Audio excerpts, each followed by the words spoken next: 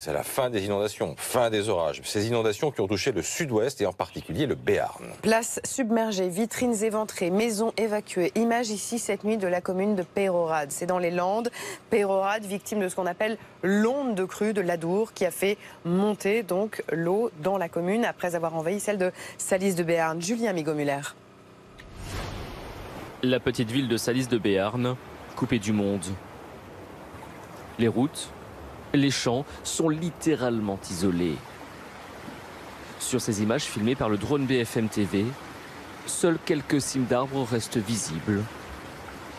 En quelques instants, l'eau a tout envahi. L'eau a commencé à passer partout, même dans les toilettes, dans le bac à douche. Et en quelques minutes, l'eau, on en avait eu jusqu'au mollet, et puis après jusqu'aux genoux, et puis après jusqu'à la taille. On n'a plus de vêtements, on n'a plus de chaussures, tout est noyé dans la boue. Les 2 tiers du village ont été inondés. 25 habitants ont dû être relogés. C'était une vague déferlante. L'eau est montée jusqu'ici.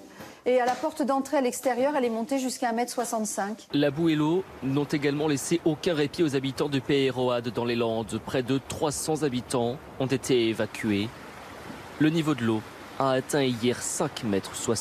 Une crue que nous n'avons jamais connue jusqu'alors. La dernière référence était 1952 et les plus anciens nous disent que 1952 déjà c'était un petit peu moins important que ça. Et ce qui inquiète ici, c'est que de forts coefficients de marée sont annoncés pour demain.